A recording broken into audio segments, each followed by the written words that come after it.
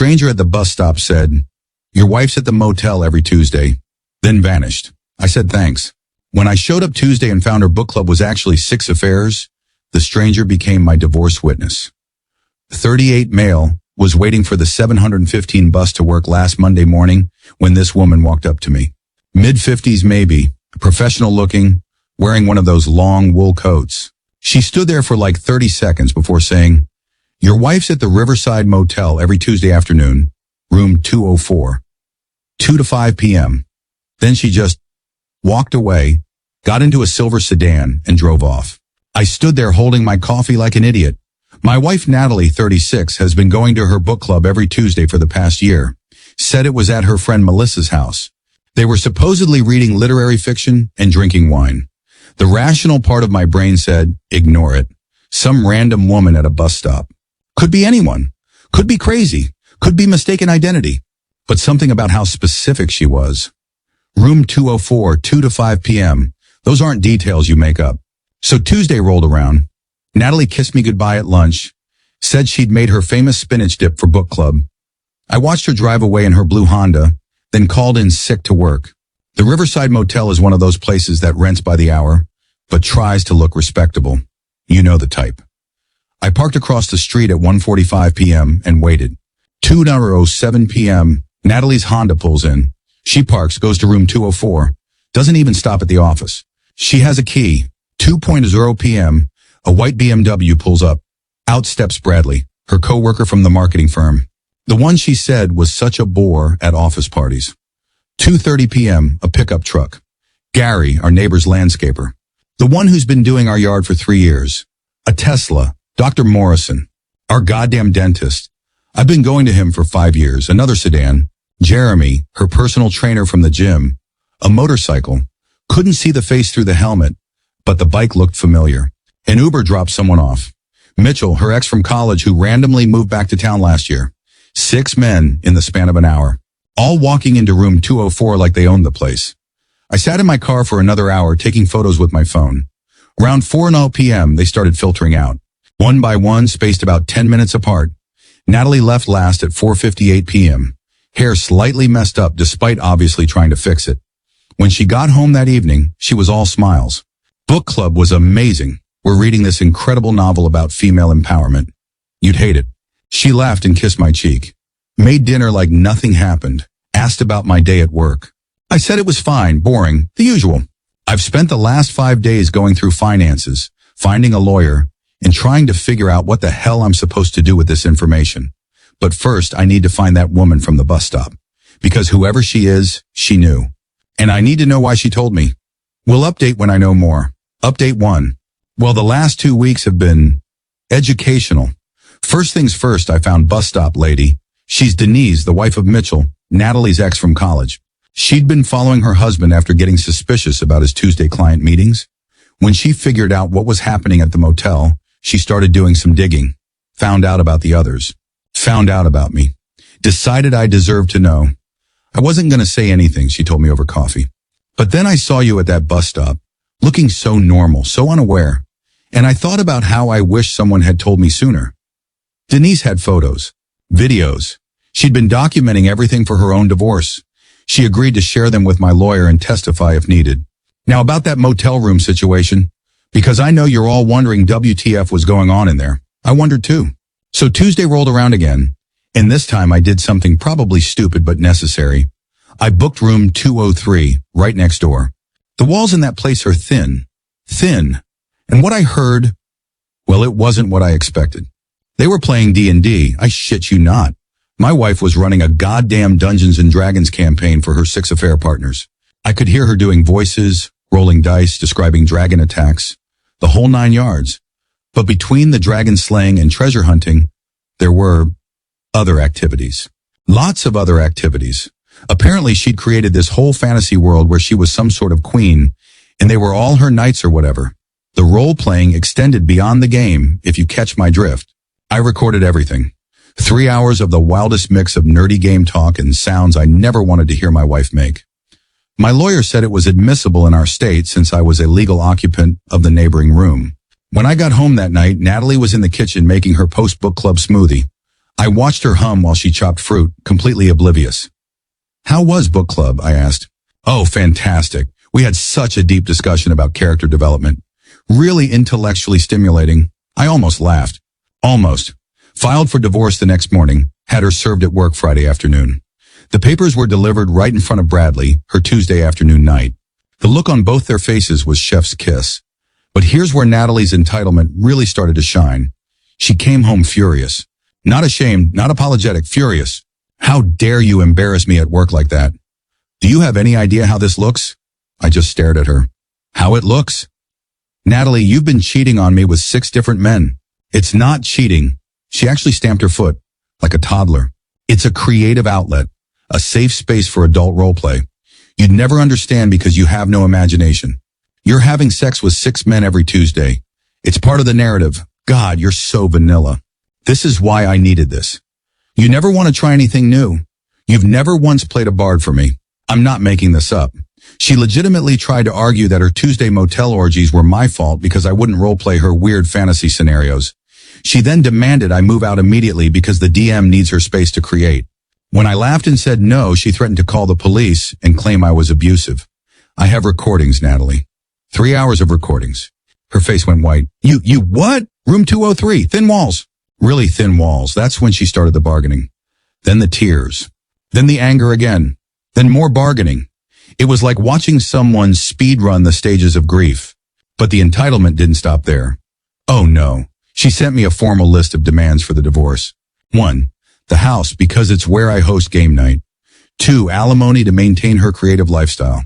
3. Half my 401k. 4. The good car. 5. A written apology for violating her privacy. 6. An NDA about her private creative group. 7. Shared custody of our dog. We don't have a dog. My lawyer actually laughed when he read it. Said it was the most delusional list he'd seen in 30 years of practice.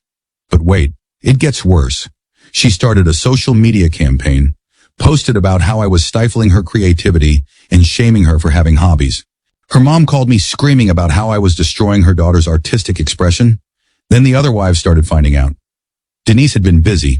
Dr. Morrison's wife showed up at his practice and threw his diplomas out the window. Bradley's fiancée canceled their wedding. Gary's wife changed the locks and spray-painted cheater on his truck.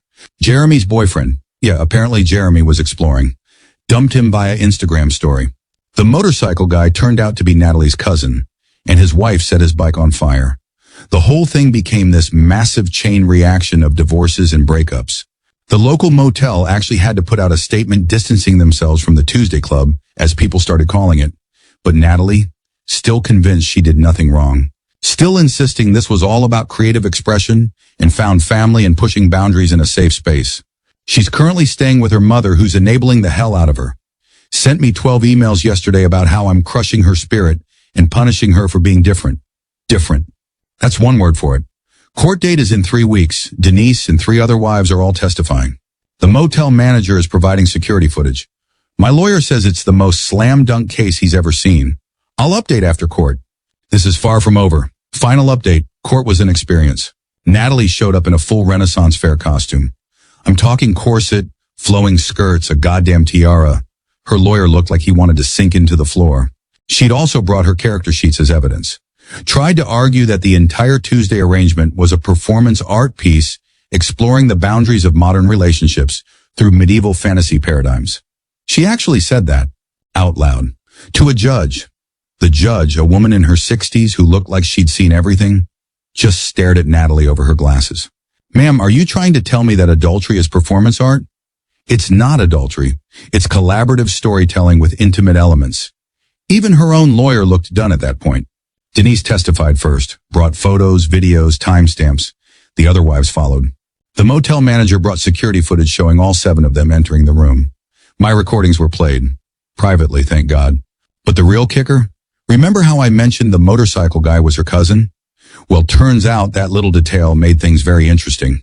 His wife didn't just testify about the affair. She revealed that Natalie had been bragging about her kingdom in family group chats. Family group chats. She'd been sending her cousins and siblings updates about her quests and noble knights. Everyone thought she was just really into some online game. Until cousin's wife connected the dots and realized the Sir Garrett the bold Natalie kept mentioning was her actual husband. The texts were submitted as evidence. Choice quotes include, "Conquered another realm today. The queen remains undefeated. My knights fought valiantly for my favor. Bradley the persistent earned extra rewards. Emergency quest meeting needed Tuesday. The kingdom has urgent needs." Her family was there, in court, reading these. Her dad walked out, her sister started crying. Her mom just kept muttering its creative expression over and over like a broken record. Then came Natalie's turn to speak. And holy hell, the entitlement. She accused me of emotional terrorism for exposing her found family. Said I was threatened by her power and couldn't handle a woman with imagination. Claimed the motel was her sacred creative space, and I'd violated the sanctity of artistic expression. She demanded full ownership of the house as compensation for creative damages. Lifetime alimony because I'd ruined her reputation in the creative community. A public apology in the newspaper. Damages for intentional infliction of emotional distress. Custody of the dog we still don't have. She insisted we'd agreed to get one. Her grandmother's ring back. We pawned it 2 years ago together for car repairs. The judge looked at my lawyer. My lawyer shrugged. The judge looked at her lawyer. Her lawyer was checking his phone. Probably looking for new jobs. The ruling was swift. Divorce granted on grounds of adultery. No alimony. At fault state baby. House to be sold. Proceeds split after mortgage paid. She keeps her car. I keep mine. She pays my legal fees. Restraining order granted. Oh yeah, she'd started showing up at my work in costume. But Natalie wasn't done. As we're leaving court, she stands up and yells, "You'll regret this. My knights will avenge their queen." Security had to escort her out. The aftermath was spectacular. The Tuesday Club completely imploded. Dr. Morrison lost his practice. Bradley got fired when more coworkers came forward about his inappropriate fantasy talk at work. Gary's landscaping business tanked. Jeremy moved to another state. Mitchell's still dealing with his divorce. The cousin, man, that whole family situation is destroyed. Natalie tried to start a GoFundMe for artists persecuted for unconventional expression. It raised $37 from her mom. She's been posting increasingly unhinged things on social media.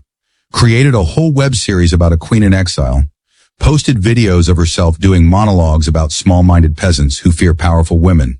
Started a podcast called The Dungeon Master's Lament that has 3 subscribers. Last week, she sent me a formal invitation to witness her triumphant return to the kingdom. It was for a LARP event in the park. I didn't go, but apparently she showed up, declared herself queen of the playground, and tried to knight random joggers. Someone called the cops. Her mom finally stopped enabling her after that, told her to get therapy and a job. As for me, I'm doing okay. Therapy helps. Sold the house, got a nice apartment downtown, joined a bowling league. 0 role play involved. Started dating a nice woman from work who thinks D&D is that game with the weird dice. And that's perfectly fine with me. Denise and I are friends now. We have coffee sometimes and laugh about the absolute insanity of it all. She's doing great too. Got the house, the BMW, and Mitchell's 401k in her divorce. The motel put up a plaque in room 204, home of the infamous Tuesday Club. They've turned it into a weird tourist attraction. People actually book it for bachelor parties now. Capitalism, am I right? And that bus stop, I still take the 715 every morning. Sometimes I see other regulars and we nod. That knowing nod of people who witnessed absolutely batshit drama go down. There's a weird comfort in that. Oh, and Natalie's latest? She sent me a bill for emotional labor and creative consulting fees for the stories I stole from her life. My lawyer says to keep it for the harassment file. Some people never learn. But hey, at least I know what she's doing on Tuesdays now. Applying for jobs, hopefully. Thanks for following this wild ride, Reddit. Remember, if a stranger at a bus stop gives you oddly specific information about your spouse, maybe listen. And if your partner says they're at book club, maybe ask which book. Stay sane out there.